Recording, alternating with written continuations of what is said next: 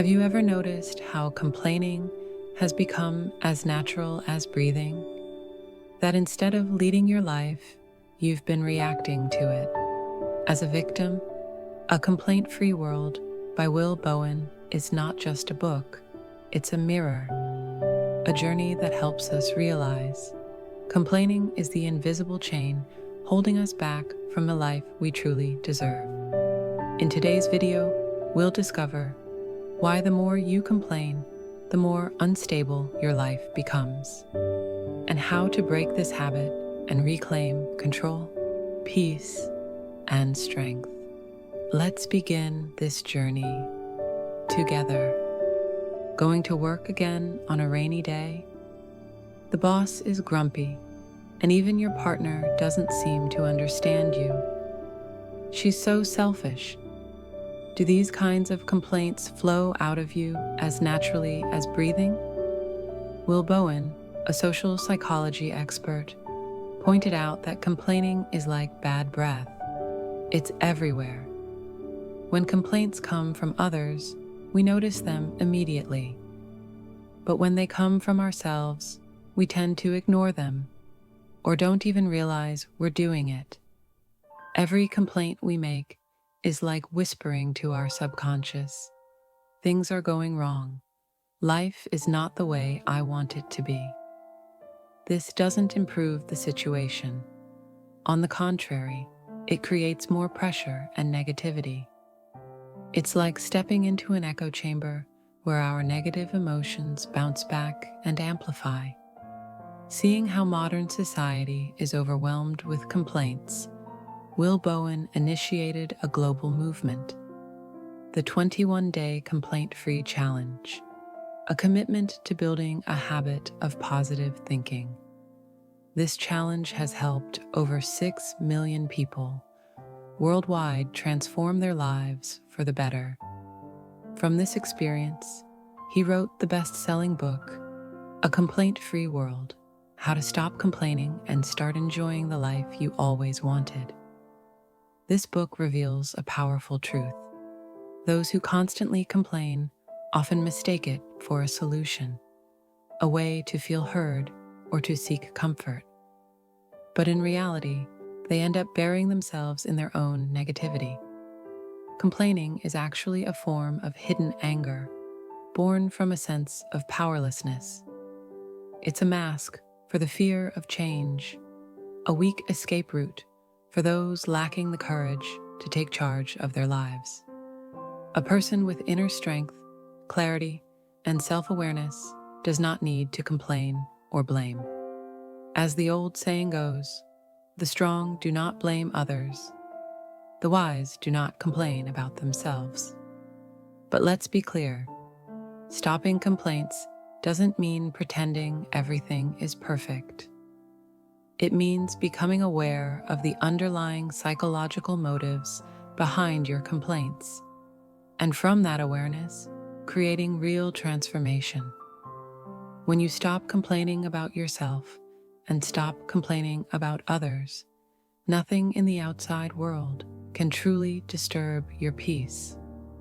As the author beautifully puts it, you don't need to live in a perfect world to stop complaining.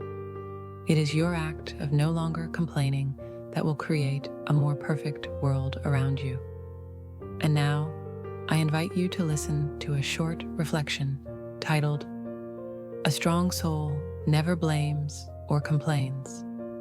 A reminder to reclaim the pure essence of your spirit, radiate love, attract good fortune, and live in true happiness.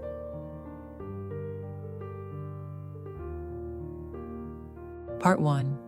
Complaining, a hidden obstacle to a better life.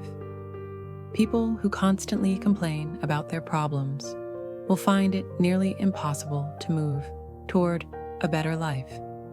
The challenge is, most of us don't even realize how often we complain, because it has become a habit. And once that habit forms, it convinces us, I need to complain. It helps me feel relief and gain sympathy. The author shares a childhood story. As a chubby little boy, he was often teased and called fat, but he wasn't particularly bothered. However, at a party one day, he told his friends, "I'm too fat. No girl wants to dance with me." Instantly, everyone came to his defense. When another boy walked in and teased him for being fat, one friend snapped, "Hey, shut it. Don't make fun of him. Being fat isn't his fault." That moment felt like a revelation. The author realized he had discovered a secret weapon. Complaining could earn him attention and sympathy. As he grew up, he kept using it.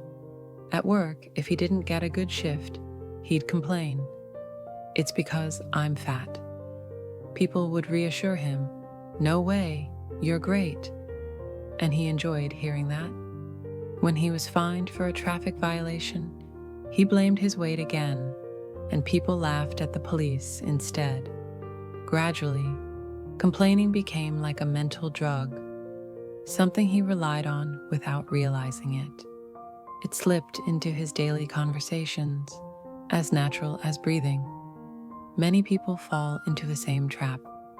When you constantly play the victim, complaining about your body, your struggles, or your flaws, you might get temporary attention and comfort, but you lose the chance to change.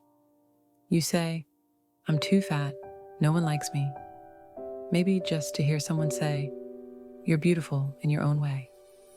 But in doing so, you forget to improve your health. You say, "I'm too old, I have no more opportunities," hoping to hear age is just a number, while ignoring the value of your time and experience. Or you complain, "People look down on me because I'm poor," waiting for friends to reassure you that others are wrong, while avoiding the hard work of improving your finances. These kinds of complaints are just masks, hiding our helplessness and fears about facing our imperfect selves. They paralyze us into thinking we need to be rescued, rather than taking action to build healthier habits, develop ourselves, or fix relationships. The author calls these unconscious complaints of helplessness, and they carry tremendous psychological power. People who complain don't actually wish for bad things to happen, but their negativity attracts even more of what they don't want. While complaining may bring short-term relief, it creates a strong negative energy that pulls us deeper into suffering. As one author said, humans have a deep tendency to prove their beliefs. Whatever you believe, life will find a way to show you it's true. If you always talk about misfortune and say negative things, your mind will follow, and your life will become more unstable. The greatest tragedy is this: using negative words to predict your own fate. The more you complain, the harder it becomes to live a peaceful and fulfilling life. Part 2. A truly strong person never blames others. A truly strong person will never blame others. Beyond complaining about themselves, people often grumble about others. Unhappy relationships usually share one thing in common. One party constantly criticizes the other, or both complain about each other. When we complain, relationships stagnate and deteriorate, because complaints make us ignore others' positive traits and focus solely on what displeases us. Once you get used to blaming someone, you tend to find even more things to complain about in them. This leads to a cycle of dissatisfaction and causes the other person to feel inferior. Those who are frequently subjected to complaints may feel drained, anxious, and even mentally distressed. This is true in close relationships, but casual relationships are affected too. Every day, we interact with many people, and unexpected annoyances always arise. When the habit of complaining is triggered, It sets off a massive butterfly effect. Ironically, even when you know complaining is bad, you can't stop yourself. A sense of helplessness emerges. The author calls this conscious helplessness in complaining. Why can't you stop, even when you know it's wrong? Because behind it lies an addictive mechanism. Research shows that complaining activates the release of endorphins, a natural morphine-like chemical that instantly soothes emotional pain and produces euphoria. The pain body within us thrives on this. It makes you feel both discomfort and excitement. Once you start complaining, it's hard to stop. It's like an emotional drug. You may not even realize you're addicted to the state, like someone drinking coffee daily without noticing the bitterness. Therefore, quitting complaints isn't just breaking a habit, it's emotional detox. You can only begin to heal when you recognize your pain body and start showing yourself more love. If you want to heal, stop feeding your pain body with your own complaints. And here's something important. You can't expect others to stop complaining about you instantly. Complaining for them too is an emotional addiction. They're not yet whole within themselves either. So rather than demanding change from them, offer love and empathy instead. Dr. Guy Winch identifies 5 core motivations behind why people complain about others, summarized by the acronym GRIPG. Get attention. People complain to gain attention and support. R. Remove responsibility. Complaints serve as a defense mechanism to avoid accountability. I. Inspire envy. Some complaints subtly boast that I'm better than them. P. Power. Complaints can be used to build alliances and gain influence. P. Poor performance. Excuse. Complaints mask one's own failure after the fact. So if someone does something wrong, am I not allowed to speak up? Of course you are. But there's a big difference between stating facts and complaining.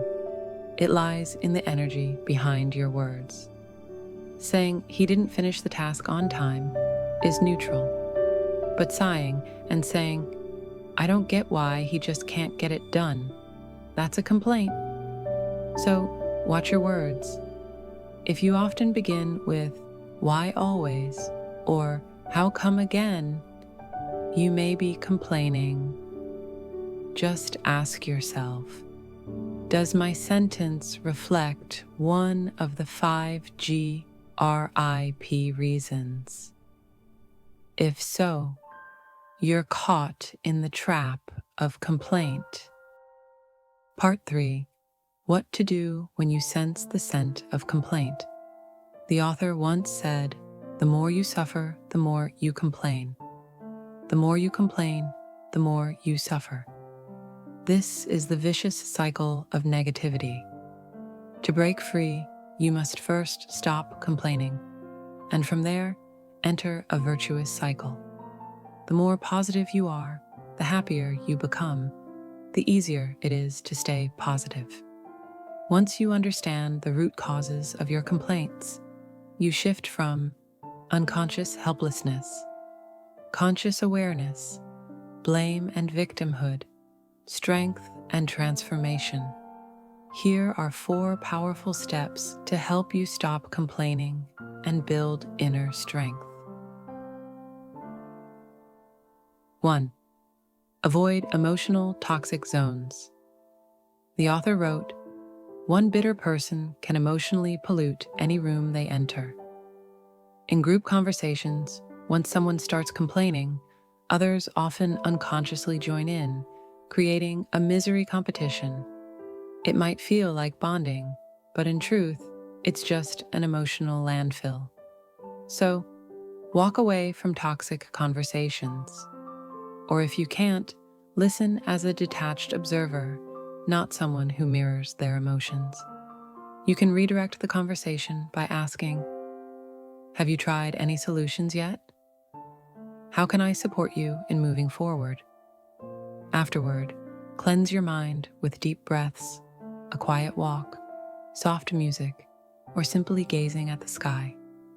Listening without absorbing is an art of mindful compassion. 2. The most beautiful sound is silence. Lao Tzu said, "Great sound is silent."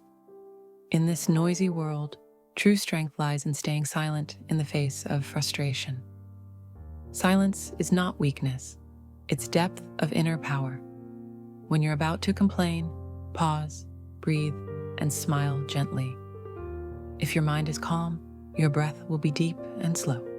If your mind is chaotic, your breath will be short and shallow. Thich Nhat Hanh, silence is not emptiness, it is fullness of energy. It attracts clarity and helps you respond, not react.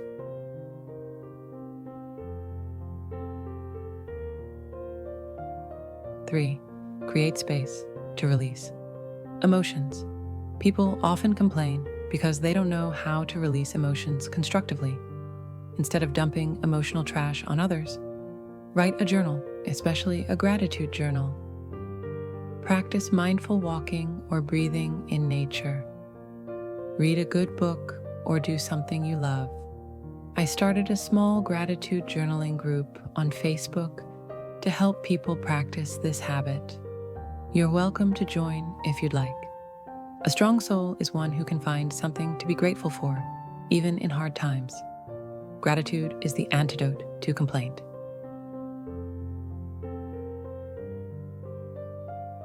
4. Focus on solutions, not problems.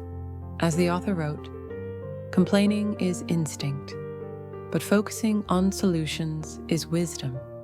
Each time you choose to look for solutions, you guide your life in a new direction. Replace blame with forgiveness. Replace doubt with trust. Replace resentment with gratitude. The 21-Day Complaint-Free Challenge, a journey of renewal. The author launched a life-changing challenge, 21 days without complaining, symbolized by a purple bracelet. How to join? Wear a purple bracelet on one wrist. Every time you catch yourself complaining, switch it to the other wrist and start over. The goal is to keep it on one wrist for 21 days straight. Over 6 million people have transformed their lives through this simple habit. If you're ready, begin with one breath instead of one complaint, one smile instead of one sigh. By the end of 21 days, you'll meet a renewed version of yourself, calmer, clearer, and stronger than ever before. Part 4. What happens when you stop complaining? When you stop complaining, the first thing you feel is not silence, it's relief. It's like clearing out a dusty room in your mind. Without being consumed by blame or criticism, you begin to observe everything more objectively and calmly. You're no longer a victim, you become the observer, and eventually, the one who chooses how to respond. The author shares that during his 21-day complaint-free challenge, he started to feel like he had more time, not because the day got longer, but because meaningless, negative conversations no longer took up space in his mind. Interactions became more intentional, brief, and positive. His relationships with family and colleagues changed, not because they changed, but because his attitude did. When you stop using words to spread dissatisfaction, your mind relaxes and your body feels lighter. People who used to complain about work, family, or the weather now simply sit and realize, I don't have to react to everything anymore. That inner stillness begins to uncover a sense of peace that was once drowned out by the noise of complaining. One person who lost his job said instead of complaining about the injustice, he chose to stay quiet, write down things he was grateful for, and learn new skills. Within weeks, he found a better job. But what made him happiest wasn't the job itself. It was the fact that he hadn't let negativity take over his mind. A complaint-free life doesn't mean you don't face difficulties. It means you face them with calm and mindfulness. When others see only the wall, you'll notice the door. When others say, "This is terrible," you'll ask, "What can I learn from this?" Your mind becomes more resilient, positive, and clear, not because you force yourself to be cheerful, but because you stop feeding negativity. The author emphasizes that not complaining isn't about pretending everything is fine. It's about choosing to address life with maturity. You still speak the truth and give feedback, but without bitterness or judgment. You learn to listen to yourself, and from there, you can truly listen to others with an open heart. In the end, it's not the world that changes, it's you. And through you, the world begins to change too. Part 5. Every word builds the life you live. Words are not just tools for communication, they're the foundation for the reality you create. A person who constantly says, "I'm tired, I can't do anything right, life is unfair," is painting their world in shades of gray, forever playing the role of the victim. Meanwhile, someone who says, "I'm improving day by day, I learned something new, things will work out," is choosing to live as the creator of their experience. The author reminds us, when you change your words, you're reprogramming your brain. Neuroscience shows that the brain doesn't distinguish between what you repeatedly say and what's really happening. If you complain constantly, your brain believes you live in a negative world, triggering stress, exhaustion, and stagnation. But if you focus on solutions and gratitude, your brain also believes that and guides you to act more positively. Everyone has access to this quiet superpower. It starts with becoming aware of your own words. Before speaking, ask yourself, is what I'm about to say helpful, necessary, kind? If not, stay silent. And if you can, replace it with something better. Living without complaints isn't a short-term challenge. It's a lifelong journey. You will stumble, forget, and slip back into old habits. But each moment of awareness brings you closer to a calm, resilient, and loving soul. Someone who doesn't complain isn't naive or blindly optimistic. They've simply grown wise enough to understand. Complaining changes nothing. Only action does. When you stop complaining, you don't lose your voice. You reclaim your inner power. Life will never be perfect, but you can choose to respond in better, wiser ways. Let awareness guide you instead of letting complaints control your mind. Starting today, take the 21-day complaint-free challenge, as Will Bowen suggests. Each time you slip, switch the bracelet to the other wrist and start again. You'll be amazed at how your language, mindset, and life transform. A strong soul doesn't need to complain because it's brave enough to change what it can't accept and peaceful enough to accept what it can't change.